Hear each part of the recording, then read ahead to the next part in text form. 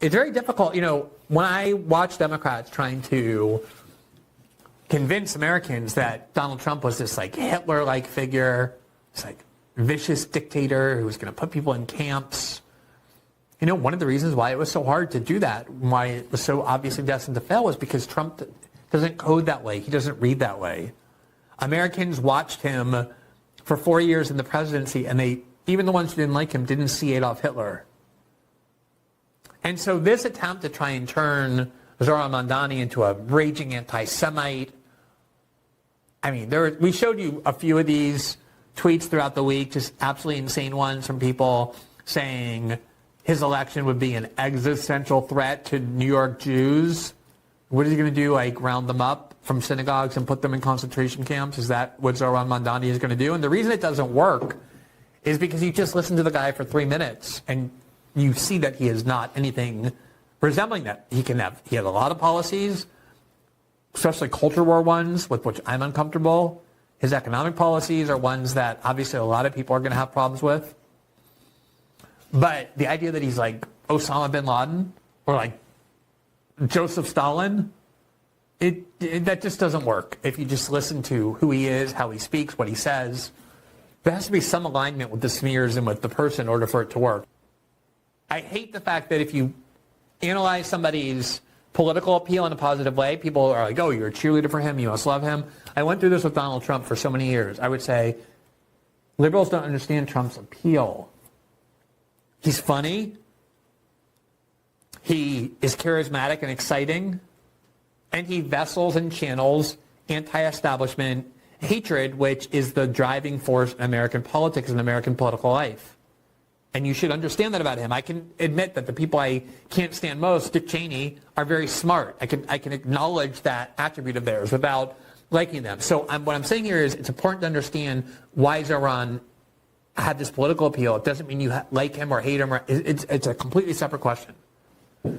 But here's what Zohran did. He went specifically to the neighborhoods in New York City that had the biggest swing from Democratic voters to Trump. They weren't the Upper West Side and the East Side. They were poor neighborhoods, working class neighborhoods, racially diverse neighborhoods, or even predominantly black or Latino neighborhoods, immigrant neighborhoods. And all he did was go around and ask them why they voted for Trump. And the things that they told him clearly shaped what he decided to do when forming his own campaign and the issues that he wanted to emphasize. In other words, he went to speak to the people of New York and ask why they were dissatisfied, and then formed a campaign to speak to what their dissatisfactions and desires were. Imagine doing that. He didn't go to consultants or political strategists or whatever. He really just went and talked to voters. Listen to what happened. Listen to how we did it, too. Did you get a chance to vote on Tuesday? I didn't vote. And why did you not vote? Because I don't believe in the system anymore. And did you get a chance to vote on Tuesday? Yes! And who did you vote for? Trump! The million-dollar question. Trump. Trump. Donald Trump. Well, actually, early voted. I voted for Trump. Honestly, I didn't vote. She voted for Trump. I voted for Trump. I voted for Trump. Me too. Before I voted Democrat, at this moment I voted Donald Trump.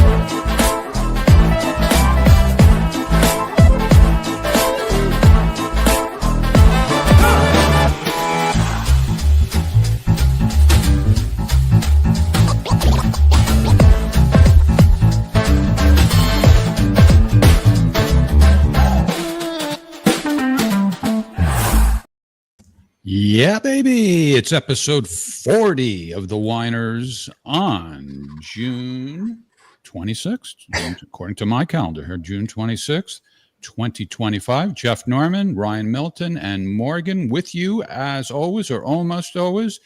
and we are joined tonight by our friend Jose Vega. He's doing the one name thing like Morgan and Madonna. AOC is 3 letters, so she still got you beat there. But anyway, there was a political earthquake last night in New York, or at least that's how some people are reacting to it.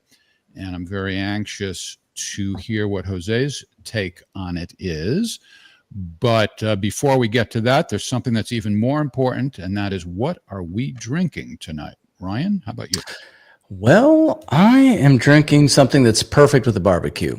Robert Hall Cabernet Sauvignon. This is their Cavern Select. Very dark, very juicy, excellent with the barbecue ribs, and it's pretty good price, $20 for a bottle. Not too bad. How about you?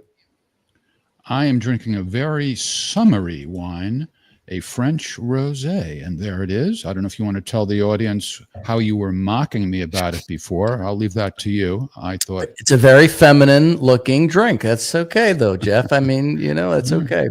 I don't care. I happen to be very secure in my masculinity. All right.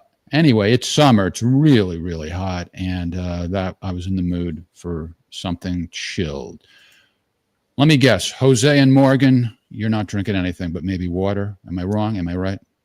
Water, yeah. Going real crazy tonight. Jose's giving me the stare. I got nothing. Not even water? Nope. That's all right, as long as we have you and your thoughts.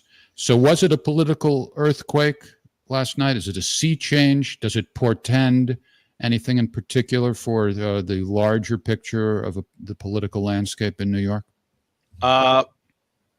It's a good question, and I don't want to come off as a conspiracy theorist. I don't know what to make of it.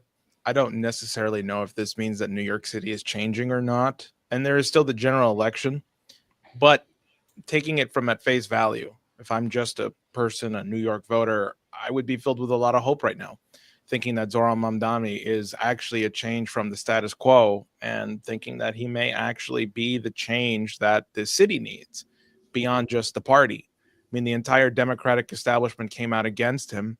Bill Clinton was endorsing Cuomo last minute.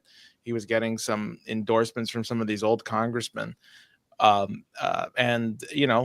But Zoran just kind of kept going, kept the pace going, was in the streets every day. He had 50,000 volunteers or something. People were coming in from around the country to come and help him. So, he had this and of course, he had all kinds of endorsements, and he had celebrities who were helping him out too.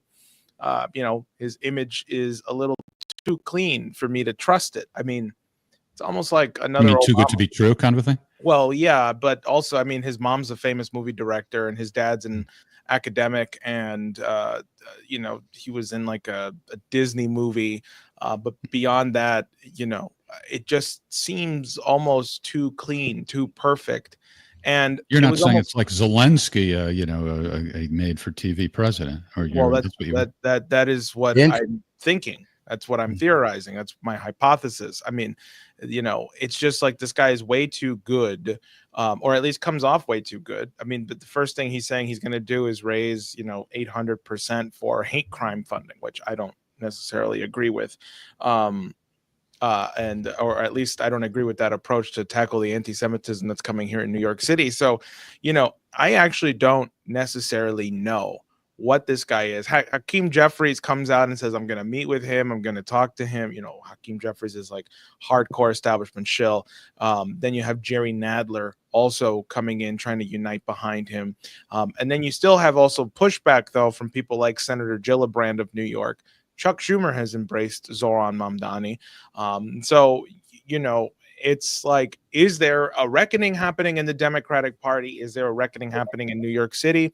Well, but then for who? Who are these policies supposed to help? I mean, all I saw was he was helping the people who like to shop at Whole Foods and, who can afford to live in walkable cities, who can make political activism just, something that they do on the side and not a focus of their whole life.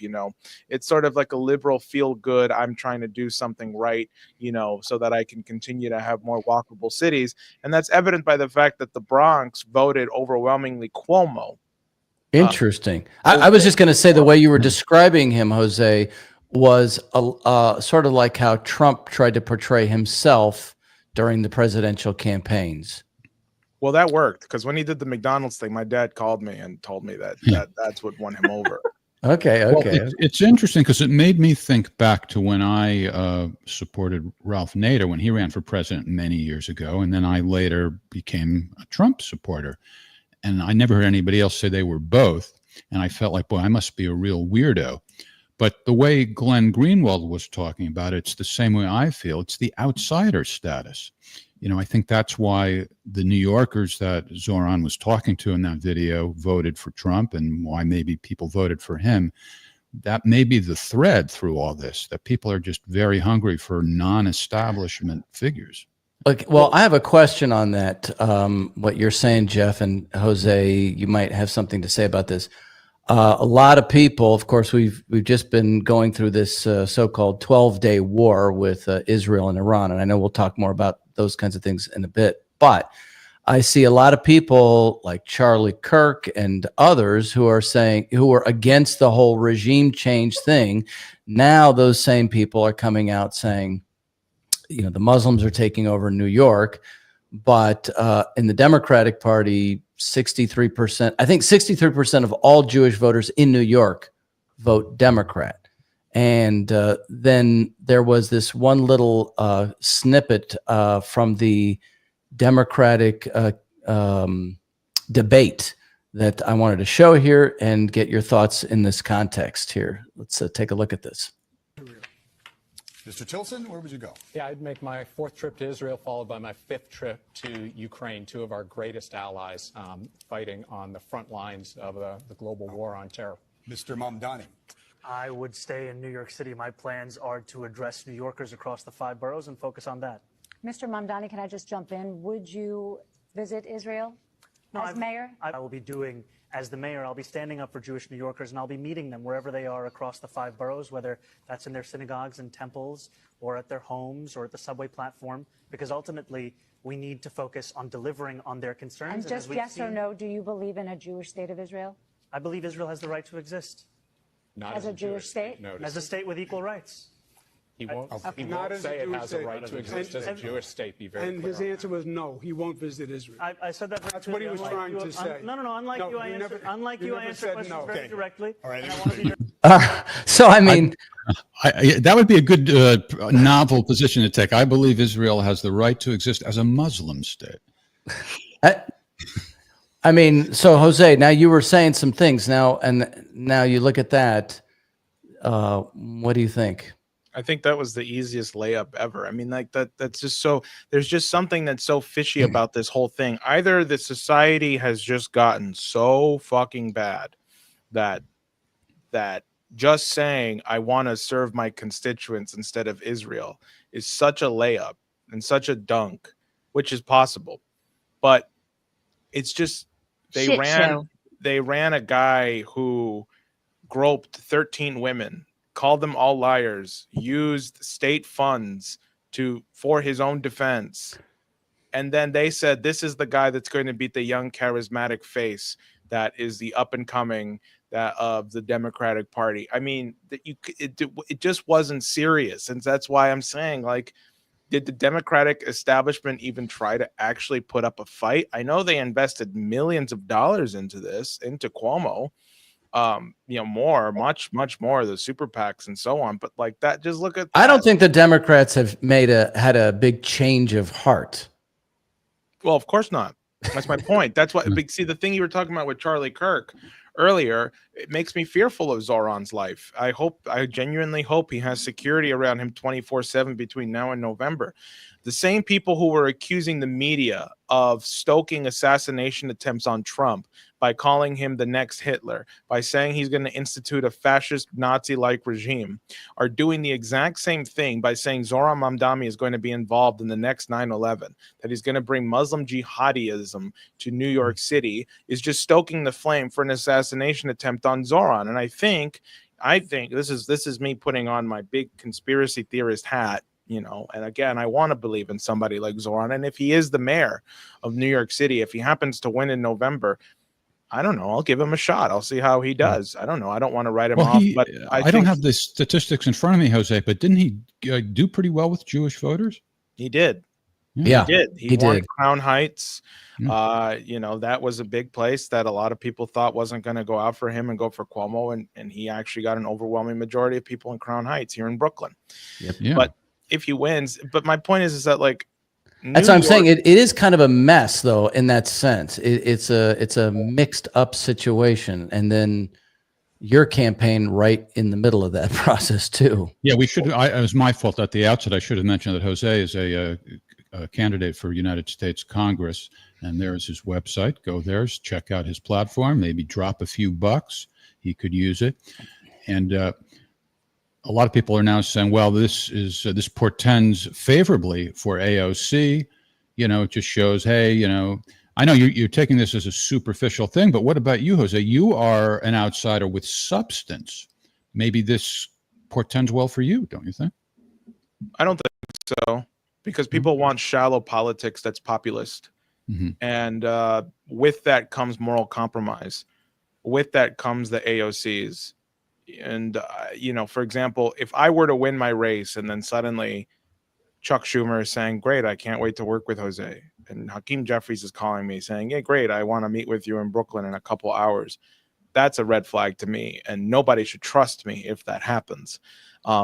And that, which is what happened It's to not Zoran. the candidate's fault if establishment people try to latch on. Well, I think Jose, you're saying that they would try to co-opt, like, well, think about this, Daddy Yeah, Trump, but right? That's not the candidate's fault. No, but that's the whole point of like Trump going to NATO was they basically were like all over him, gushing. Isn't that what you're saying, Jose? Well, my point is a little broader, but yes, Okay. but my point is a little broader.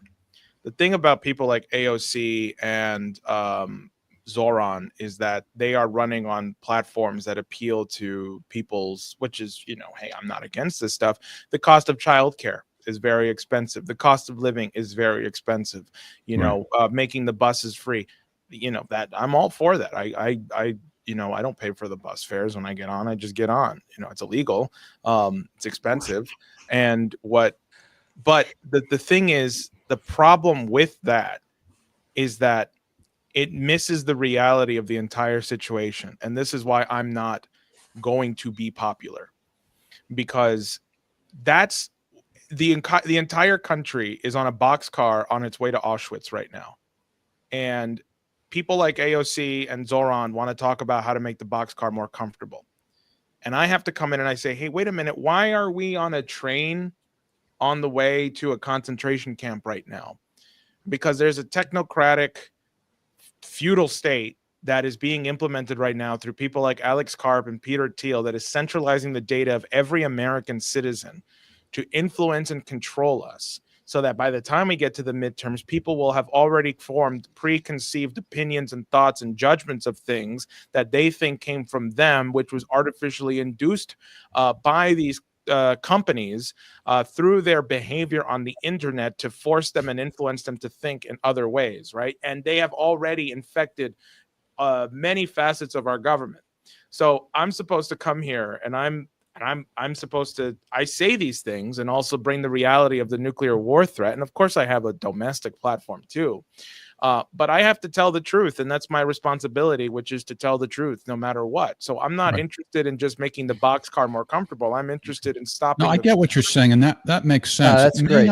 There may be a slight nuance to it, though, Jose. Instead of looking at it as, well, people want a shallow candidate, it might just be that the electorate is shallow more than they want a shallow candidate, meaning that even though you speak about very substantial or substantive issues in a very deep way, you have some appeal too as just a regular guy. So I think there's an opportunity there. There might be. We'll see. I don't know. I don't really want to try to ride somebody's coattails. I know that there's already a lot of pressure for me to either drop out and let somebody just take the spot to primary tours, or be the person to primary tours in the two-party system. And I'm not doing either of those things. I think that people should sort of get a grip on reality for a second and realize that, you know, there is still a year and a half to go till the congressional race. The question isn't whether or not I can or can't win. What are we going to do right now to influence the course of events so that this maniac in the White House doesn't blow us all up? Well, one thing I would say, a Democrat socialist or a social Democrat, any of those things, do you go by that label? No. No. Do you know the difference between those two things? No. Yeah, I'm confused. I just want to bring it up because both Bernie Sanders and Zoran Mamdani describe themselves as democratic socialists. But whenever I look that up, or wherever I look that up, it says that democratic socialists reject capitalism, whereas social democrats just want like more social programs. And I've never heard Bernie Sanders say that he opposes capitalism. And I don't know, I was just getting acquainted with Mamdani. I don't think he has said it either. So I don't get it. I mean, and it's up to these people, because this is like the thing that distinguishes them. It's up to them to be clear about it. So, and even being the social democrat doesn't make much sense to me, because, I mean, a lot of people, for example, want free healthcare. You know, they want public funded healthcare. So that's one more thing. Does that make them a social democrat, or there has to be two more things before you go that label? I just don't get this label at all. I think the label kind of is just a popular label for people on the left now. I think people sort of make up whatever they want to, and that's good for the candidate. Well, I don't know why they don't use the correct one, because social democracy is just more social programs, but not rejecting capitalism. I mean, it's, you know, Jose's going on about it, how things are so superficial. To me, this is an example of superficiality. Yes, it is. Yeah. In other words, I wouldn't hold the average person or even the average candidate accountable for this. But when you are a candidate who is distinguishing yourself in that way, you've got to be able to speak intelligently and inform the public about the thing that you are using, you've chosen to make that. All right. Anyway, that's so you're talking about what? Let's go over a couple of his issues. You like free city bus rides. Why not the subway too? Why just the bus? Has that come up? Has anybody asked that question? Subway can be free too. Yeah, but isn't that's his plan. Yeah, that's what I'm asking. Why is he just focusing on the bus instead of the subway? Because the mayor doesn't control the price of the subway. That's the governor's job. Oh. A lot of people don't know that, but yeah. The MTA. I kind of like the city-owned grocery store. I mean, you know, I get the sentiment that anytime the government runs something, it doesn't go well. But aside from that, it seems like on paper it should make money. If they don't have to pay rent, they can use city buildings, they can buy things wholesale, they don't have to pay property tax. They're not looking to make a profit. It seems like that should work to reduce the price of food. What do you guys think? I'm not opposed to that plan at all. But it's very interesting that people in the Bronx voted for Cuomo more. I wouldn't have guessed that. Well, that's the home of Little Italy on Arthur Avenue. They like their Italian. But it's so. What does that mean? It's I don't get that very well either. Well, it's just, well, first of all, a lot of old people vote in the Bronx. That's one problem. But the other problem is that people forget that it's the poorest congressional district in the country. There was also low voter turnout. So you only have old people that vote in the Bronx, and the young people and the younger people don't care, with good reason. You know, somebody like Zoran comes around, they can't tell the difference between Zoran and Cuomo because they're all politicians and they all say the same thing and they don't care. Mm-hmm. That's all it is. Okay. I mean, because I was even getting videos of Mamdani on my phone from these celebrities doing their little cameos with him. I thought that was very strange. Well, I never trust it when the movie stars and so forth come out for somebody. When they start getting political, yeah. Bono and these guys. Which stars are we talking about? But I just said Bono. You know, no, but who's supporting? Jose had said there were some. Do you know Lorde? Lord. Okay, I didn't see that video. I saw she's like a supermodel, Emily Ratajkowski or something. She came out with a video, was telling people to get out and vote. I can't remember that. I know I saw like at least 2 other ones of Comedians. Nick Mullen came out and supported him. This guy Stavros, can't pronounce his last name. They just had Netflix specials. He was on Stephen Colbert, although Colbert didn't endorse him. The fact that he just platformed him the way he did, That's an endorsement, essentially. Yeah. Well, yeah, but I guess I would just say, there's definitely a whole operation going on to try and reform the Democratic Party on all fronts. They have Kat Abu-Ghazaleh, who's running for Congress out in Illinois. And, she's already allowed to be a talking head on CNN. It's so artificial, this, we're going to buck the Democratic Party. I don't think so. I think it's just artificial so that people feel like they can trust the Democratic Party again and reinvigorate the party, and yet still have the same handlers and still have the same people who control it. So, Jose, you didn't say what you think of the city-owned grocery store concept. It's a good idea. All right, then. Now we know. Now we know your position. So, what's aside from considering it in the context of the mayoral election? What is the latest with you and your campaign? Well, this Saturday we're going to be distributing a big leaflet called "Will There Be Thermonuclear Fireworks Before the 4th of July?" Of course, talking about the danger of nuclear war, and also telling people the truth about things like Palantir that's currently controlling their information through algorithms, and we're trying to line up about 15 to 20 people to just come out with us on Saturday. And then, of course, always trying to do more interventions and pretty much just start the canvassing process, the door knocking, and just hitting the ground running now that we've gotten past the primaries for the mayoral race and everybody wants to try and find somebody for this district. Well, I'm already here, so my plan is to sort of be a bug in people's asses and tell them to, I'm not leaving. So. Well, you mentioned the threat of nuclear war. Our next guest actually is going to discuss that issue with us. So maybe you'd like to stick around if you have time? I don't. I got to get off. Oh, you don't? All right. Okay. All right. Thanks very much, Jose. You're always welcome. Thanks for joining us, Jose. Thank you. Take care. Take care. All right. And here he is, John Steinbach from the Hiroshima Nagasaki Peace Committee. How you doing, John? Well, I'm doing good. Thank you for inviting me on. And I promised you a joke, so here it goes. Okay. Right. What's the difference between Israel and Palestine? What? I don't know. The answer is in Palestine, every hospital is a military facility, but in Israel, every military facility is a hospital. Oh, that black humor. Dark humor.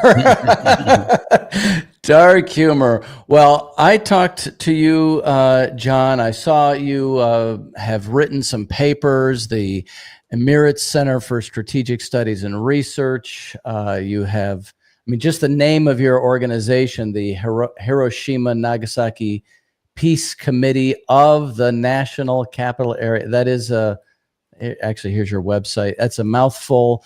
I've seen you in some other places, and I guess you've made yourself an expert on the Israeli nuclear program and maybe also other nuclear programs like Iran. And of course, we just had this whole conflict, and now it's kind of in a holding pattern. We're hoping it waits and doesn't explode again. But anyway, in reading your paper, I just thought I'd jump right in and ask you a question, because people in our chat have said, John F. Kennedy was killed by the Israelis over their nuclear program.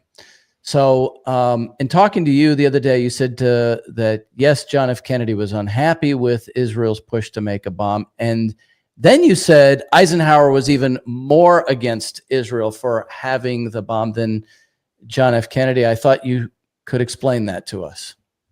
Yeah, so I think we have to go back a few years earlier in 56 in the Suez Crisis. And what that was all about was Israel, France, and Britain decided that they wanted to control the Suez Canal. And so they started to initiate some military proceedings against Egypt to control it. And Eisenhower, this was a different era. So Eisenhower was not amused, and he basically stepped in and said, nope, that's not the way it's going to be. You all are not going to take over the Suez Canal. And it was put pretty blunt. It was, maybe the most blunt put down of Israel that, any president has ever made.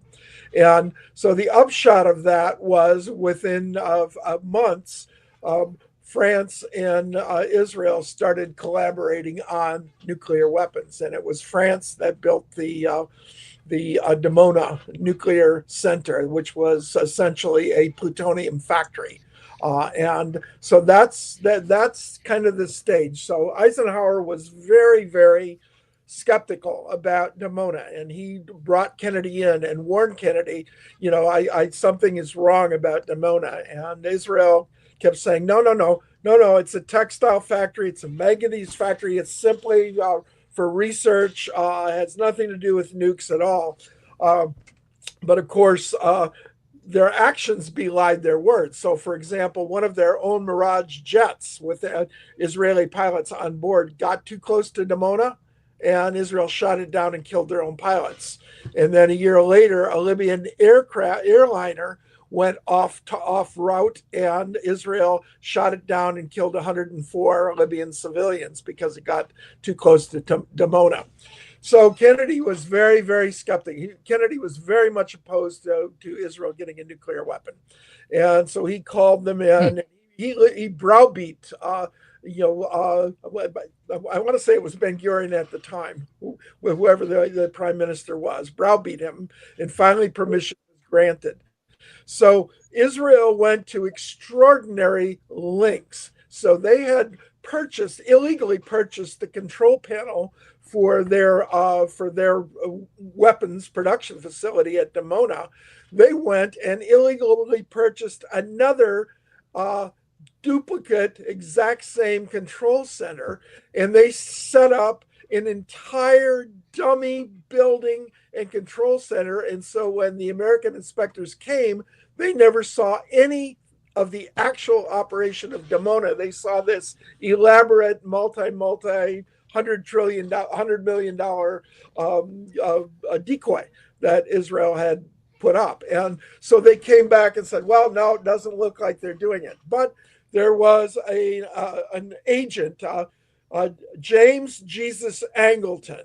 So remember that. He was an arch Zionist of his time. I mean, we didn't talk about the deep state back then, but you would sort of count him as like a deep state actor. So when those that talk about whether or not Israel was involved in Kennedy's assassination, you would look at James Jesus Angleton, and I'm certain that he was involved in Kennedy's assassination. As to whether it was Israel, there were other things that they didn't like about Kennedy. He gave that speech at American University about making peace and we're getting along with other countries, and he was going to get out of Vietnam. He also was very unhappy about the Bay of Pigs and was preparing to clean house at the CIA. So whether or not Israel was involved, who knows? It's very possible. Now, John, so you're saying, peace and some cooperation. So just today, Steve Bannon, who used to work for Donald Trump, came out and had some words to say basically about Trump, the end of this current conflict between Iran and Israel, and even signaling a deal that could be beneficial to Iran, get $30 billion. Just take a look at this, because he says that something else is going on, and I want you to comment on that. We were speaking, and I'm saying, hey, it's over. President Trump, it's total obliteration, done. He's even going to let the mullahs get some cash. He's moving on. He's sending out true social support. Even as it just comes across, breaking news. U.S. intelligence believes Pakistan is developing a nuclear-armed ICBM capable of reaching the United States. This is Pakistan that President Trump just had this chief of staff of the army and nominated President Trump for the Nobel Prize, right? Officially nominated for the Nobel Prize. Here's my point. Pakistan has had, I don't know, 181 nuclear weapons. He had Dr. Khan, who and actually spread it, I think, to North Korea. And these guys, and people said this is how people in the Middle East have gotten nuclear weapons, etc. That's not the point of this. The point of this is another MacGuffin. And I'm not saying they can't develop ICBMs. Why does it come? Why is it released on the very day Trump said, hey, the war is over and we're not going to fight a war in Iran. We're done. We're done. This is the deep state. This is the arms manufacturers. This is the madness that drives this town. And if we don't break it, and we don't break it now, it's never going to stop. So what do you think of that, John, in light of some of the things that you've been saying about Israel, where they were hiding things back then? What do you think of what he has to say there? Well, I think he's got a point about the MacGuffin. It's very peculiar that all of a sudden Pakistan is in the crosshairs. Pakistan has had nuclear weapons for how many years? 30 years now, shortly after India did. So I agree with him on that. I profoundly disagree with him on the idea that the Iran war is over and Trump has made a deal and all of a sudden is Trump Iran's best friend.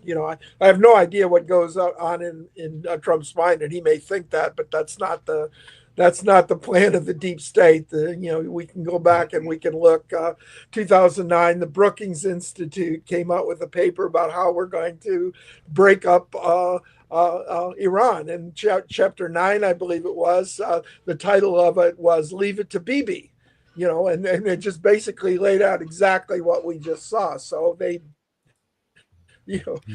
Basically they got caught. They thought they were going to go in and sabotage the anti-missile system, and they were going to decapitate the leadership, and that Iran was going to fall apart, and that didn't happen. I mean, it's very clear that the overwhelming majority of the Iranian people have come together supporting the government. They may not be especially fond of the theocratic leadership, but Iran is Iran, and Persia has a 4,000-year history, and Iran stands in the way. Iran is a more and more important part of BRICS, and BRICS is essentially challenging the status quo. I think in some sense what we're seeing is the end of neocolonialism. So this is kind of the end of a 500-year cycle. We had colonialism and then neocolonialism, and now the former colonies are all saying, nope,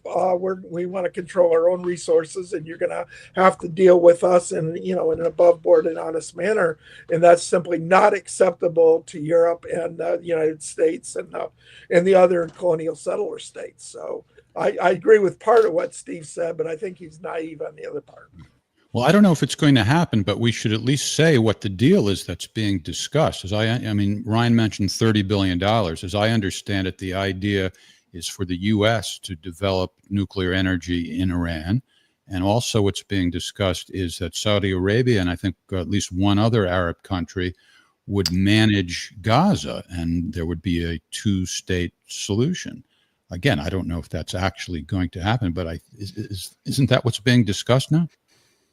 I think that's what it is, yeah. No, perhaps it's being discussed, but I doubt whether Iran is discussing it. And I would say the chances of Iran going along with something like this are very, very small. They're willing to compromise. I mean, they made it real clear. We'll compromise on our uranium enrichment. We'll get rid of our 60% enriched.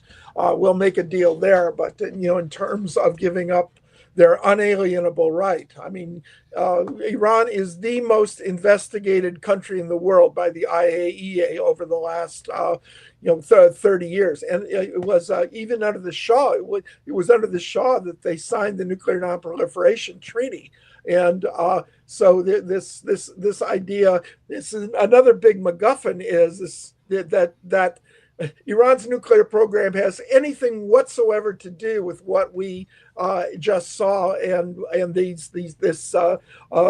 this steady drumbeat about the nuclear threat that Iran poses when Israel has 300, 500 sophisticated, miniaturized hydrogen bombs, neutron bombs, ballistic missiles that can reach New York, submarines that can have a 10,000 plus mile range that can stay underwater for weeks at a time. It's absolutely absurd, and what we've been seeing has absolutely nothing to do with Iran's nuclear program, and that's why I'm so suspicious of this idea. Well, we're going to go in and we're going to spend $30 billion and we're going to enrich the uranium and so on. Well, here's something else I just learned today, and maybe it was on your website. I don't remember. Israel's not the only nuclear nation that hasn't signed the NPT. Neither India or Pakistan signed it. Yeah, absolutely. None of them ever signed it. North Korea did sign it, but when they were threatened, they dropped out about a little over 20 years ago, and then they developed their own, probably very crude nuclear devices. I doubt whether they have a very sophisticated arsenal the way that Israel does. And in India's and Pakistan's nuclear arsenals, perhaps 100 each, 150 each, but I doubt whether they're very technologically sophisticated. Israel, I think I mentioned this, but Israel was a full partner with the French. I mean, when the French carried out the nuclear tests in the Algerian desert, the Israeli technicians were sitting at the control center, shoulder to shoulder. So I, for what it's worth. So the name of the organization that you're affiliated with is on the screen, but what can you tell folks about it? The Hiroshima and Nagasaki Peace Committee. What do you do on an ongoing basis? I'm really glad you asked that. So it actually started because every year, back in the 60s, really, every year a different organization in Washington, D.C. would organize a commemoration activity. So it was a handful of activists that decided that there needed to be a committee that was in charge of organizing the annual commemorations. So my wife, Louise Franklin Ramirez, was really the founder of it, but people like Arjun Makhijani, who's the president of the Institute for Energy and Environmental Research, and other activists came together, and we had about 500 people in 1981. And so over the years, we developed a relationship with the atomic bomb survivors in Hiroshima and Nagasaki. And so we work every year up until COVID hit. A delegation of A-bomb survivors would come to Hibakusha, they call themselves, victims of the bomb, and they would come to Washington, D.C. And we also, back in 2000, we raised money so that we would send a youth delegate to Hiroshima so that they could meet with young Japanese activists, and especially to meet with the A-bomb survivors. And we had, high school seniors in high school up to, graduate students in their 20s. But the idea is to educate young people about the reality, the horrors of Hiroshima and Nagasaki. And as the Hibakusha say, we feel we have to speak out so that, people can understand what happened so that it never happens again, because they believe if nuclear weapons are ever used again, that it will be impossible to control it, and that it will inevitably lead to global nuclear catastrophe. So when did you say the students went? What year was that? Oh, we started in 2020, and I think the last was maybe 2014. So it was about 12 or 13 students that we sent. It was, back in the day, it was a little bit easier to raise money and so on. Now we do a lot of work on Zoom. We use Zoom and have programs like what you have. We'll be having a really important program on July 16th, which is the 80th anniversary of the Trinity test. And so we're going to have a descendant of the people that were downwind to talk about all the cancers and so on that were caused by the Trinity test itself. We're going to have someone from Utah to talk about, the horrible health effects and how many people in her family died from the atmospheric testing at the test site. And we're also going to have Hideko Tamura, who is an A-bomb survivor from Hiroshima, who was, a toddler, 5 years old when she was exposed to the bomb, and we're going to have Peter Kuznick, who's the director of Nuclear Studies Institute at American University, and Arjun Makhijani are going to be giving us historical. All right, John. Truth in advertising, though, you claim that you do podcasts like ours, but do you sip wine while discussing these issues? Don't sip wine, but I do make my own hard cider. So I'll go a couple bottles over to my neighbor and share with him. But for me, alcohol is a social thing. So. Yeah, I'm actually half serious. It's not so much specifically that, but you tell me what you think. You're a gentleman of a certain age. It seems like you've been a peace activist for a number of years. And it seems to me that peace activists haven't been, in general, all that successful about capturing the attention of the public. I don't know if you're familiar with Jose Vega, who was our previous guest. He's a younger guy who is very good at getting attention. And I think that you need to throw in another element there to get people interested who maybe don't have that built-in passion for peace that you have. Well, I'm 78 years old, so I've been an activist ever since I got out of the Coast Guard in '69. And in some sense, actually, even before that, because I was stationed in '68, I was stationed at Holland, Michigan, which is just north of Grand Rapids, Michigan. North of Benton Harbor, which is a small Black majority city. And the chief brought us in. We were the smallest Coast Guard station in the world. Basically, we had 12 or 13 people stationed there. We lived off of the station in our own house. And the chief said that Washington called and they were going to issue us M1 carbines, and they were going to deploy us in Benton Harbor for security. And we basically staged a revolt and said no. So that was my first activism. But then I became anti-war and also, maybe even primarily anti-colonial, anti-apartheid. And so I was very involved, and they were building a nuclear power plant in Monroe, Michigan, and I got involved in that. And so I would say this, though, to answer your question. It's a whole lot easier to organize the peace movement when you've got Alexander Haig and Ronald Reagan talking about evil empires and nuclear warning shots over Europe, and we're going to send Pershing and cruise missiles to Eastern Europe to target back then the Soviet Union. So that's why we had 2 or 3 million people. People have to feel the fear. They have to. Yes, I still remember Bill Clinton getting on TV and saying, and Carter also said something similar, but Clinton in particular said that, actually Carter said, well, we don't need to worry about nuclear war because we're no longer targeting the Soviet missile sites.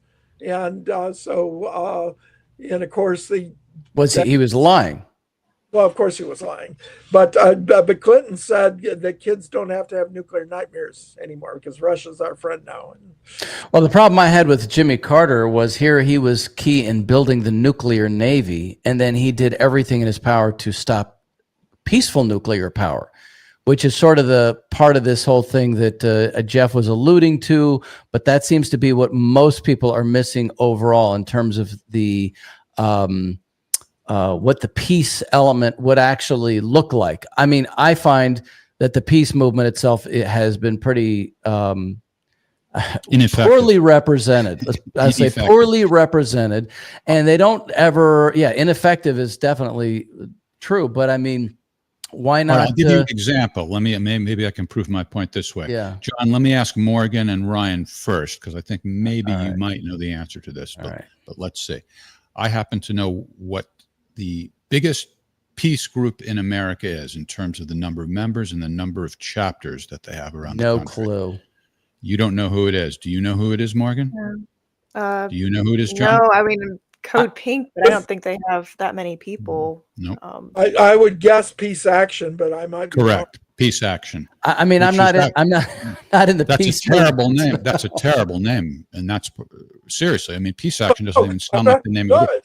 Code Pink is a good name. It's poetic, creative. Peace Right. Action. Well, no, and Code Pink came out of that back with after 9/11, and we had all of those color codes, code orange and code green and code orange and code red and all of that. So it was tongue in cheek. They kind of carried on with the tradition of Women's Strike for Peace, who also they used humor. The yippies, Right. The yippies. They're good at that. They're good at that. They No get- matter what you think about them otherwise, they're good at that. And by the way, I know a lot of the guys in Peace Action. I like them. I think it's a good organization, but it's a terrible name, and it's a good example of how peace movement has really Useless. failed when the number one group isn't even known to anybody. And we had George Carlin and Richard Pryor back then too, and we had Oh, they were peace activists. well they were. I mean, I always thought George they were Carlin was. anti-establishment comedians. Yeah. Let's put it that way. Well, that's the whole thing is that the left way back then used to be anti-establishment. The left now is very establishment. Yeah, and I'm so old. I remember when Saturday Night Live was funny. I know. I saw the You're not reruns. that of old this if your one. memory hasn't failed you. Ryan dug up a Saturday Night Live clip for me yesterday. Yeah, that was Richard Pryor. What's up? No, was it Eddie Murphy? Oh no, that was Eddie Murphy. That was Eddie Murphy. Back when being funny was. Yeah, that would be illegal. New York's humor. not Hymietown anymore after the mayoral election. Not Hymietown anymore. I mean, however, look at this guy here. This guy, Garand Thumb, is a very well-known conservative gun guy. I certainly pay attention to his videos. He's got a huge following. And look what he said here. He said, people somehow assume that if you don't support Israel, then you support getting nuked by Iran. And he says, well, this is a non sequitur. And he says at the end, that, which is the most important thing, I don't want our military decisions and political leaders to be massively influenced by a foreign nation. So, I think there's a lot of that. So for example, I voted for Ralph Nader. I voted for Ross Perot. I voted for Donald Trump the first time, basically to kill the TPP. And plus he said that NATO was obsolete. So I figured, what the hell, I'll give it a chance. And the last time I voted for Jill Stein, because I thought she might get 5%, of the vote. That was the main reason. Otherwise, I would have stayed home like our friends on the streets of New York. But a lot of people voted for Donald Trump to get Nader, out of remember, wars. I just found my brother from another mother here, Ryan. At the beginning of the show, I thought I was the only one who might have voted for both Nader and Trump. Here we have one. Oh yeah, that's true, right? That's why I said that. Morgan, who did you vote for? Did you say? No. I tried to get a absentee ballot, but it was ironically, they pushed it so many times before I had left town. And then when I left town, I tried to get an absentee ballot because I went up to help Jose the last 2 months of the election. Oh, yeah. And so they didn't give me an absentee ballot. So I ended up. Well, Trump voting. ran twice, though. You're talking about this past election. Yeah, this past election. Oh, okay. Morgan's ducking the question, I think. Yeah. Morgan, yeah. raise your hand. It's You're okay. under oath. It's okay. Well, and think about this. The candidates are so terrible, especially the Democratic candidates are so They're terrible trash. that it's a WWE superstar who apparently also has dementia, as far as I can tell. Is the president right now? So it's just it's really appalling, and it just shows you to what degree the oligarchs really run the show. The money runs the show. Jose's absolutely right. It's total corruption. Oligarchs. That's good there, Jeff. Oligarchs. That's a different way of saying it. Bernie It's better Sanders than Bernie Sanders. Yep. I think somebody pays Bernie Sanders to use that word every time. Even though he's a multimillionaire. Well, the thing is that the real policies get buried, right? In all of the, like what I was saying earlier, where all of these people like Charlie Kirk and many others were against the regime change war that Iran-Iraq would have been. And now the guy, I've already forgotten his name. I'm sorry. Zoran Mamdani got elected. And now they're Mamdani. I didn't practice in front of the mirror. I'm sorry. Now they're, what's that? But I found Jose's analysis very, very interesting. I kind of was wondering along those lines myself. But yeah, I mean, it's not what I was expecting. Jose seemed downright despondent tonight. I don't know. Oh, he seemed like he was on the warpath, maybe against fakers. What do you think, Morgan? You know him the best from the working with him on the campaign. Yeah. It was I thought he was gonna have a little more of an optimistic view of it, but it did. Yeah. So John, donations. He's going. I got no chance. This is terrible. People aren't going to donate if the candidate doesn't express optimism. I have one more question for you, John. Iran. You've also compared Israel and Iran's nuclear capabilities. So Trump says all of the enrichment facilities have been destroyed. And so what's going on with the Iranian nuclear weapons? Well, most of the analysts that I trust believe that Iran months ago, for over several months, has been removing the depleted uranium or the enriched uranium and the centrifuges. I noticed that the IAEA says there's no radiation. So, and by the way, let's leave it right here. The IAEA has lost all credibility. It's very clear that the IAEA gave Israeli intelligence the personal data on the Iranian scientists, and their blood is on their hands. And I think they've lost all credibility. And I think that the Nuclear Non-Proliferation Treaty also is on shaky ground, and it's going to be very interesting to see the next 5-year review of the NPT, where the global South, where the global majority. Arjun Makhijani likes to say it's not the global South, it's the global majority. So let's see. But the IAEA, in my opinion, has lost all credibility. Mm-hmm. Well, people want to keep up with your work. We've already told them about the website. Is there anywhere else? Do you have any other presence on social media? No. I mean, that's the main one. So I really appreciate it. It was a very interesting show, and I'm going to bookmark you guys. So if I may be a lurker. All right. Awesome. Great. Thank you. Thank you very John. much, John. Thanks very much, John. We'll all the best. Talk to you later. Okay. All right. Well, I was just going to say, my Russian teacher, she told me that she watched our last show, and she is now going to be lurking and watching our shows. And she said that I speak very clearly, and she can understand everything I say, because she doesn't speak in English to me. She refuses to, just to force me to learn. You do enunciate very clearly. If only the quality of your content were as good as the tone of your voice. Listen, Jeff representing the oligarchy. The oligarchy. Hey, tomorrow night is the last Friday night episode of Ask the Inspector. It's our 275th episode.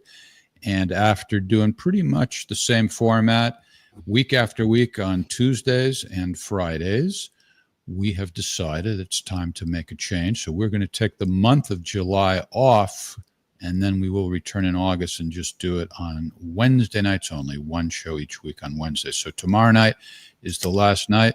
Ryan Milton, our backstage king, our guru, is going to be on camera. I think Daddy.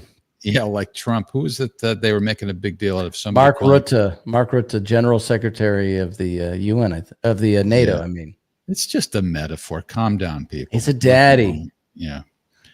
And so I hope you'll join us tomorrow night at 8 p.m. Eastern time. Maybe you'll join us too, Morgan, huh? What do? You probably got a lot of social invitations being Friday night. I've never been asked to be on the show, but we'll we'll talk about that later. That sounds interesting. All right. All right. Well, we don't know. Anything can change. We're open to everything. All right. Thanks, you guys. It was fun. Thanks to our beloved audience. We'll be back next Thursday night as usual, 7 p.m. That's not the 4th of July, right? That's the 4th of July. No. Eve. The 4th of July is Friday. We're going to be. Let me look at the calendar. I don't trust you. It's Friday. You're right. It is. So it's Yeah. the 4th of July Eve. Next I have a sundial right here. I can tell it's Friday. All right. Join us next week. And adult beverages are optional, but it's better. It's better. Bring your box of Kleenex. It's going to be What are you tears talking flowing. about? It's going to be tears flowing. Is it? I don't know what you're talking about. Sad. All right. I'm sure there's a joke in there somewhere. Jeff and Scott did well, though, dude. No, thank you. All right. Take care, everybody. See you next week. Bye.